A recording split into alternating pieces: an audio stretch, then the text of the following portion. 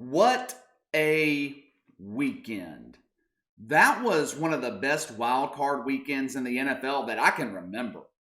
We're going to get right into what's real and what's fake. And for those of you that are new subscribers, what we do at the beginning of every week is we take headlines from the past weekend and we determine what's real, what I agree with, and what's fake, an overreaction to something.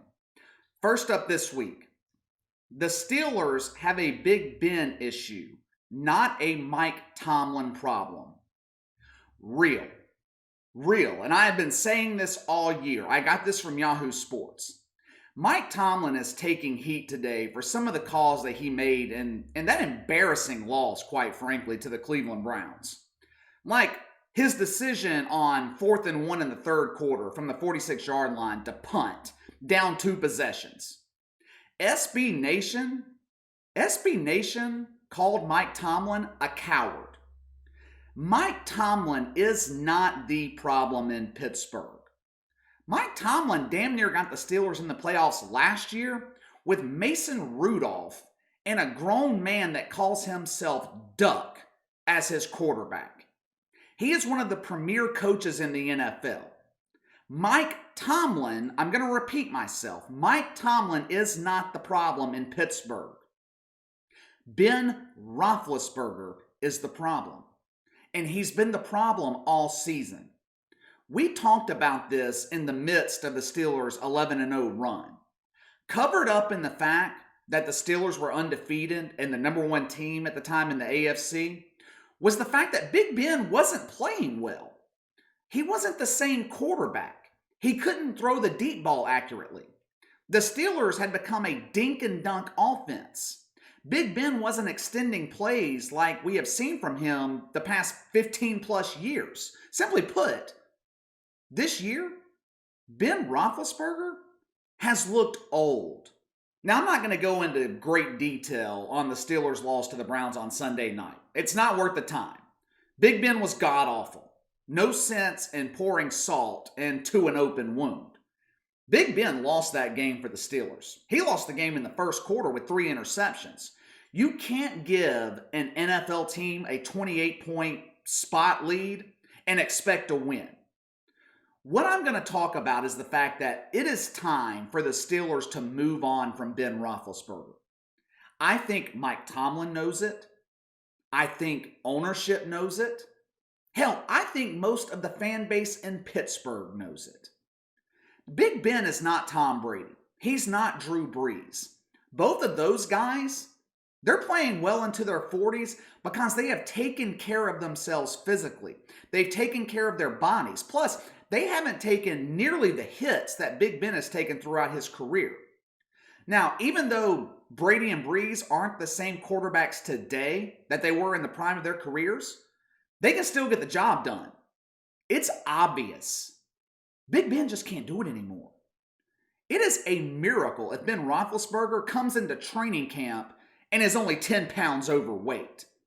He is not in the same physical condition as Tom Brady and Drew Brees. Big Ben wasn't great early in the season, but he was good enough. But as the season progressed, he got worse and worse. He was the primary reason that the Steelers closed out the year 1-4. I can't remember where I heard this, but someone said that Ben Roethlisberger looks like Phillip Rivers in the pocket or as a quarterback. And that was not intended to be a compliment.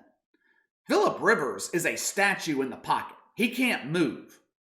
Big Ben, who was once so elusive under pressure, so cool under pressure, has become a statue in the pocket. If the Steelers decide that they want to keep Ben Roethlisberger around next year, they're going to have to pay him $41 million. The salary cap is expected to decrease. Believe it's going to be around $175 million next season. Even if the salary cap was going up, though, would you be willing to pay Ben Roethlisberger $41 million at this stage of his career? Well, what if he agrees to restructuring his contract and taking less money? Who cares? Doesn't matter at this point. Now, people will point to his stats this season, say that he had a resurgence, a great year. But it's just not true. Like I say all the time, stats can be misleading.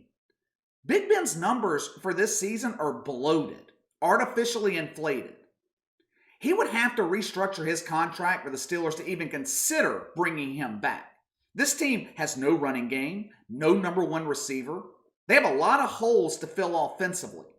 And they can't do that if they're paying Big Ben $41 million.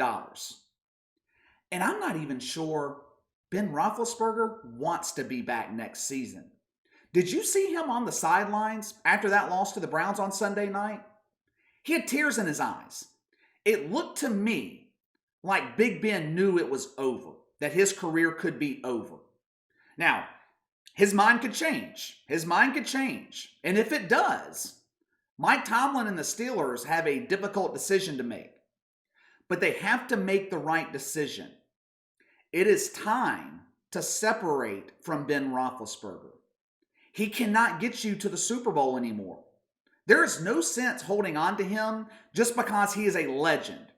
When you have guys like Matt Stafford that are going to be available and can keep the Steelers in contention the next few years. All right, next up. Seattle offensive coordinator Brian Schottenheimer is to blame for playoff loss to the Rams. Fake. I got this from Fansided. Now make no mistake, Brian Schottenheimer is partly to blame for Seattle's playoff loss. Russell Wilson and the Seahawks offense was arguably the best in the NFL the first 2 months of the season. They were averaging 34 points a game. Russell Wilson was in the MVP conversation. Hell, I thought that he was going to win the MVP this year. He was playing that good. The Seahawks were unstoppable the first 8 weeks of the season. But then something happened. Defenses figured out how to stop the Seahawks offense. Pressure Russell Wilson relentlessly, drop back 2 safeties deep so he can't beat them with the deep ball with Metcalf and Tyler Lockett. And Brian Schottenheimer never made adjustments to this. He didn't adjust the offense the last half of the season. And he definitely didn't adjust against the Rams in the playoffs, a team that knows Seattle well. So yes, Brian Schottenheimer is partly to blame. However, Pete Carroll is not blameless. He has to shoulder some of the blame because Seattle's defense sucks. They suck. They have the worst secondary in the league. I've been telling you guys all season that Russell Wilson cannot carry the load by himself. He had to get some help from the defense. That help never came. And it damn sure didn't come Saturday against the Rams. The Rams had John Wolford as their quarterback, a dude that was playing in the AAF last season. Now, he got knocked out early. In comes Jared Goff, playing with an injured thumb. And the Seahawks defense gave up 23 points to the Rams offense? Are you kidding me? It's not like the defense in Seattle is a new problem either. This has been going on for a couple of years. And the Seahawks get exposed in the playoffs. Russell Wilson hasn't had a deep playoff run since the Legion of Boom. What does that tell you? It tells you that Russell Wilson can't do it by himself. Drew Brees is going to walk into the Hall of Fame. The Saints went 7-9, 3 straight years where Drew Brees was breaking all kinds of offensive records. You know why the Saints were 7-9? Because the defense sucked. They couldn't stop anybody. It's the same in Seattle. It is a testament to the greatness of Russell Wilson that they are perennial playoff contenders every season. But Pete Carroll has got to get him some help. He has got to fix this defense in the offseason. Or what happened this year is going to continue to happen. And speaking of Drew Brees, my Saints are up next. Drew Brees likely to retire when Saints playoff run ends. Fake. Maybe. And I got this from everywhere. Everyone is talking about it. Everyone was reporting Sunday morning that Drew Brees was going to retire after this playoff run, no matter the outcome. Everyone was saying that except Drew Brees, who hasn't said anything about retirement to my knowledge. Now here's why I say this is fake, or could be fake. If the Saints don't win the Super Bowl, or at least make it to the Super Bowl, I'm not sure that Drew Brees is going to retire. He desperately wants that second ring. I mean, he wants it. It's been the same story with Drew Brees the last 4 years. This is it, his final season. Then the Saints go through a devastating playoff loss. February comes around, and Drew Brees is back in New Orleans, committed to the next season. But this is different now. He has a job at NBC waiting for him. That doesn't matter. That job will be there whenever Drew Brees decides to retire. Now or in 2022. Broadcast networks will be lined up around the corner to get Drew Brees once his NFL career is over. Now, I will say, this is the Saints' best chance at winning the Super Bowl. I think this team is better than the 2009 team that won it all. New Orleans is deep. They were missing one of their best pass rushers Sunday in Trey Hendrickson. He leads the team in sacks, and I bet most of you guys didn't even know that he was injured. The only thing that can get in the Saints' way, besides NFL officials, and I hate to say this because I love the guy, but the only thing that can get in the Saints' way of winning the Super Bowl is Sean Payton. More specifically, Sean Payton's ego. I thought we were over the Taysom Hill experiment. I thought it was done. We brought back Drew Brees a week early against the Chiefs after that debacle of a performance by Taysom Hill in Philadelphia. So I thought the whole Taysom Hill experiment was over. The experiment's over for everyone but Sean Payton. After what I saw Sunday, it damn well better be over, at least for the remainder of the playoffs. Sean Payton put in Taysom Hill in the second quarter against the Bears, one of the premier defenses in the league. New Orleans at this point has all the momentum. Saints are up 7-0. The defense is stifling Mitchell Trubisky. Sean Payton puts in Taysom Hill. What does he do? The same thing that he has done all season. Fumbles the football. Gives the Bears the ball in the red zone. Could have been a game-changing mistake. But the Saints defense once again bailed them out. If the Saints had lost that game against the Bears, that is the play that we would point to that changed the entire game. Now is not the time of year for Sean Payton to be trying to prove to the world that he was right about Taysom Hill. You make this kind of mistake against Tom Brady, Aaron Rodgers, give them the ball in the red zone and shift momentum, you may never get the momentum back. Now, Sean Payton is getting rightfully drugged for putting Taysom Hill in the game Sunday. I mean, Twitter is killing him.